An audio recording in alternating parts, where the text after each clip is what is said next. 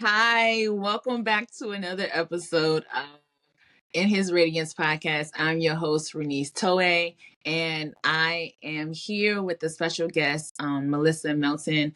She is the Young Lives Coordinator for Howard County. And so I'm glad that you decided to join us, Melissa. And so thank you for coming. Can you tell us a little bit about Young Lives and a little bit about your background, how you got into this ministry? Sure. Um, so, so Young Lives is a ministry where we introduce expectant and parenting adolescents to Jesus, and the goal is to help them grow in their faith, in life, and in leadership. And so I'll go back. I was a Young Life volunteer leader in college for about a year, and so Young Life is kind of the overall organization, and the mission is to introduce adolescents to Jesus. So for me at the time, it was high school students, and so again, I did that for a year. It was very scary. I'm an introvert. Being with high school kids was scary. But for me, we would have club, and I could probably talk about that later. But we would have club and do kind of fun things and share the gospel with them at this event. But I would be the one to kind of take some of them home, pick them up to bring them to club. And for me, that was the more fun or more enjoyable time for me was just one-on-ones with one of the girls in particular that I would take home, just to hear about her life and just insert hope and Jesus into it when I could. Um, but fast forward after college, sometime between college and grad school, I just got this realization from God, just that really the weight of my own sin and um, how I was seeing how girls and women who were not married, and I lived in the South, how they were treated in society, but also in the church sometimes. And Right. I just sense from God, like, this is not, this is, I love these girls and I love these women and I don't want them to run from me. I want to be in relationship with them. Like, that's what I felt like God was saying. And I didn't know what to do with that at the time. I was like 21, 22. And Mm. at the time, I didn't know about Young Lives. Young Lives did exist in some parts of the US at that time, but not where I was in Columbus, Georgia. Um, and so, I don't know, fast forward however many years I got married. My husband and I have three daughters, and we got settled here in Howard County. And I knew I wanted to get plugged into the community somehow. And so I volunteered at a local pregnancy center and then also looked for Young Lives in the area. And the closest one that I could find was in Baltimore City. And I thought, okay, I can mentor a girl in Baltimore City. And then the more I thought about it, I was like, no, I cannot do that. It's not that far, but if Right. you really want to build real relationships with people, it's best to do it close by. And so I I reached out to the area director for Howard County Young Life and to see if they had any plans for getting one started. And they said, "Well, you can do it." And so I said, "Okay, well, let me see what that looks like. Let me figure that out." And so that's kind of how I got started. That's where I am now. Awesome. Awesome. So to capture it all, Young Lives is a ministry that ministers to teens, and this includes the dads as well, right? Yeah. So Young Lives is for the main focus of the ministry initially was for moms, but Yeah. recently, like last year, they officially added the dads as well. So we are trying to build that as well nationally. So yeah. Oh, that's good. So, with it being pregnancy month, pregnancy and infant loss month, um, this ministry really hones in on helping moms, helping babies as they're going through the first 2 years of their life, or is it further along than that? So the ministry, our outreach is specifically for teenagers, so really 20 and under. But there is a part of Young Lives that can kind of go beyond that, which is more the discipleship aspect of it. So yeah, it can go up to like 22, 24, depending on where you are. And the baby doesn't like the baby can be up to There's no two there's to. no there's no Oh, maximum. okay, cool. Oh, okay. I didn't know that. So that's good to know. So anyone who really needs the help that is a teenager and that has Hmm. children, Yeah. um, the ministry is able to help. Hmm. Yep. That's really good to know. Yep. Okay. Um, so I know you say you shared your journey with being a part of Young Life. Young Hmm. Life was the parent organization, and then Young Lives is underneath. Okay. Yeah. So how did your faith like influence I know you mentioned a little bit before how you had a desire Mhm. in college, right? Yeah. College and right In after college college. okay, to help teens and just minister to other people. But how has it influenced your faith even now as a mom, as a wife?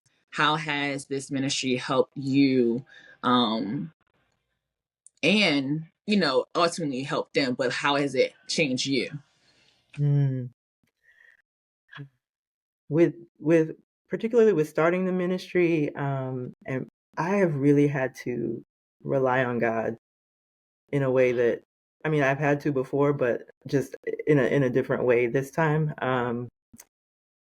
I pray so much more now. I pray Yeah. for guidance. I pray for direction. I am trying to listen to where God is leading me in the ministry.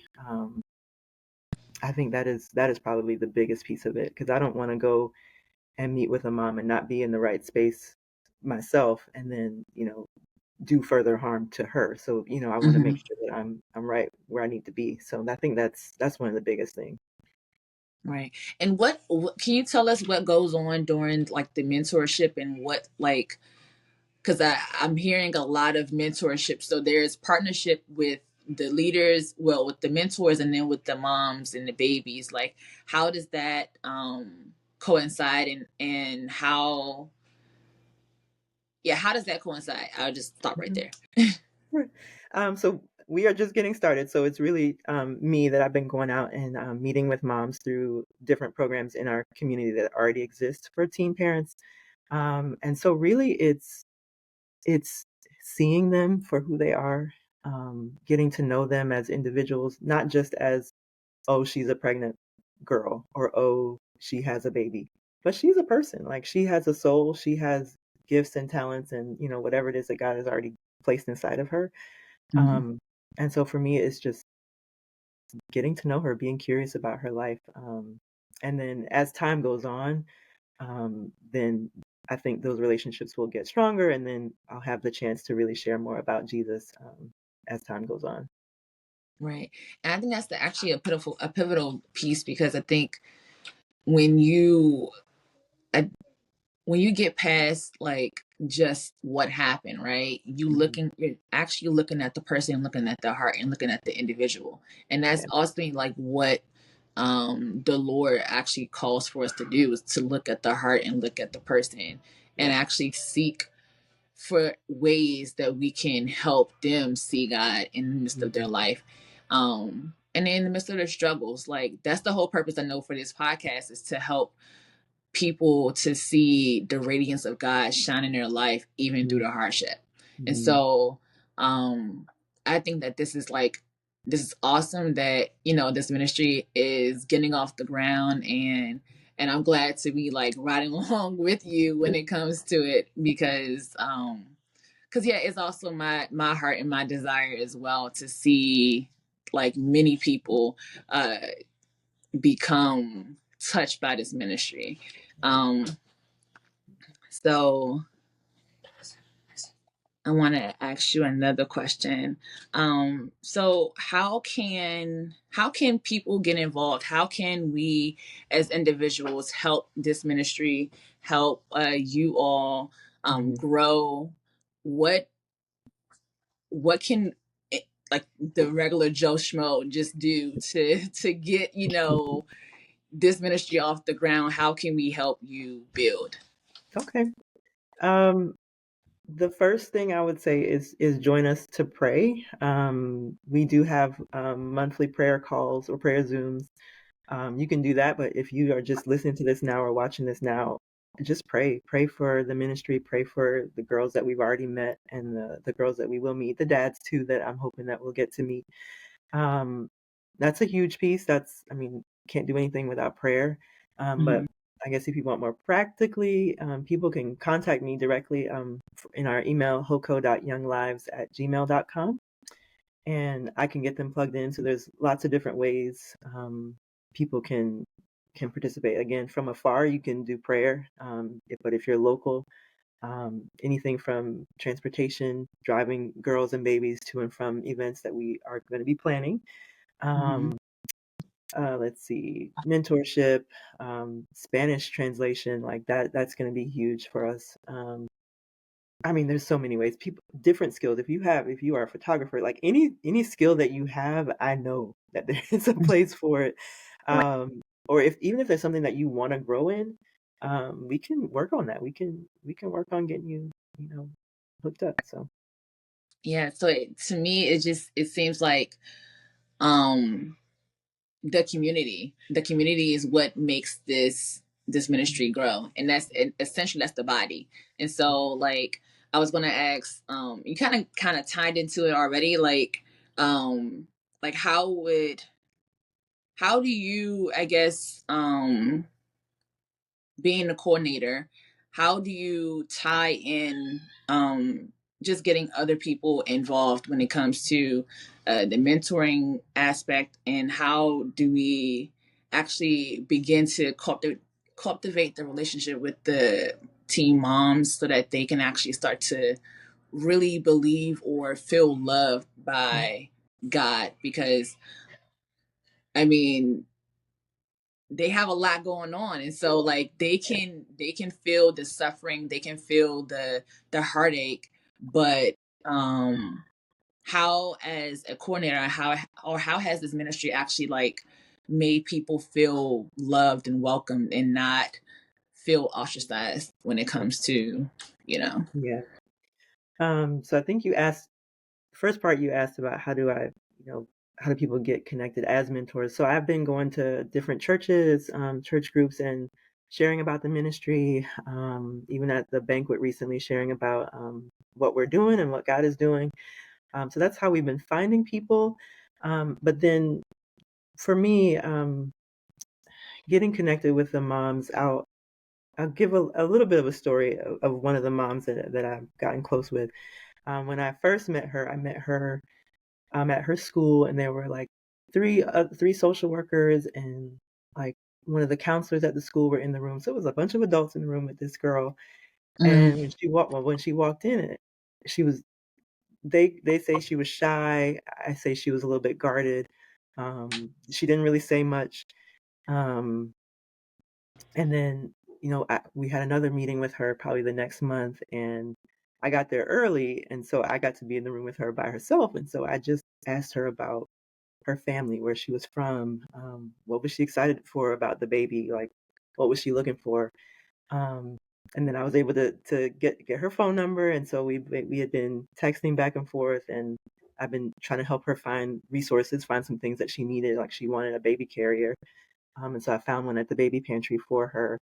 And actually, one I had planned to bring it to her. It was a Thursday at the very end of her pregnancy. I was going to bring it to her, um, and at like 3:30 or something, or 4 in the afternoon, and she texted me at like 2 saying, "I'm not going to be home. I just went to an ultrasound and they want me to go to labor and delivery right now." And in the Mm. message was you could just I could just feel how scared she was and how like, I mean, you've been there. You're a mom, so you've been, Oh you've yeah. been getting ready to have a baby, and this is her first baby, and somebody's telling her that something's potentially wrong with the baby while you have to go. So, Yeah. I was like, "Can I call you?" And she's like, "No, my phone's about to die." So I was just texting her. I was like, "Breathe. I'm praying with you. I'm praying for you."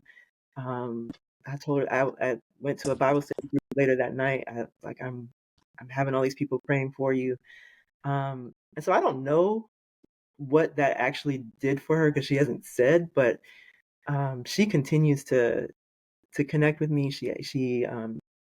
I went to drop off something else for her birthday recently, and I mean, she let me stay there for an hour. We went and got pizza, and again, just she just talked to me about her life, and I think from that first meeting when she barely said a word to, Mhm. to that, like, I don't know, there's been a change, and I love being with her, and I just pray that I can get to share Jesus with her, because that's going to be the ultimate hope for her ultimately. Of course, it just it makes me just think about how pivotal like the church and how pivotal like we are as believers. How I don't know, just in other people's lives, like Mm, just by you showing up and by being consistent and by being like loving towards her, she was able to open up, and I think that's the that's the goal. Like that's literally the goal of the gospel is, sharing the love of Christ with mhm. others. And um and I'm glad that she continues to reach out because it Yeah. just shows that she, trusts you. Mhm. Um and it's just good too that those seeds were also sown. And so now like she knows that there are believers, there is a God who cares about her, Mhm. and that ultimately like that's the goal of us as members of the body, like to Right. be there for one another. Right. And so I I'm just glad that we were able to like really talk more about this. You mentioned it earlier about the banquet. So there was a Young Lives banquet that you and I attended, and at this banquet, there were everyone was raising money for the ministry. And so we're going to put this in the chat as well, the link to help build this ministry, get it off the ground, because as you can see, like moms lives are being touched, babies lives are being touched, even dads. And I think that's the one thing that I'm so glad that we're actually incorporating that into the ministry, because dads are oftentimes left to the side and lost. And Yeah. so um, a lot of times dads don't know where their place could be, but Mhm. they're pivotal also in this Mhm. journey when it comes to raising children. And Yeah. so I am glad that like we have all these different resources, especially that is coming up in Howard County now. Mhm. Um, so you said how we can support. We can support you in the ministry by praying. Mhm. We can support by giving. And those who are wanting to mentor Spanish speaking Yeah. individuals, Childcare. child care coordinators, everything. Like Mhm. if you are gifted in this ministry, we want you to come and help Yeah. support in Howard County. And if you're not in Howard County, there are other organizations around Maryland that do have this ministry. I think there's the Young Lives PG County, Mhm. in different areas in PG, and then there's another one in Cantonsville, I think. Yeah. Um, Carroll County. Carroll County. Yeah. Okay. And to support moms in Baltimore and Mhm. Baltimore City. So yeah, there are different ministries that are out there that can help support you and your baby. And so Melissa, I appreciate you joining Mhm. me today to share a little bit about Young Lives and to share a little bit about uh, how we can support this ministry and how we can get the name of Jesus out there through this ministry. So, Yeah. thank you for coming on and Thank talking you, with me. Renise. All right. Well, I'll All talk to right. you later. Okay. Bye bye. Bye.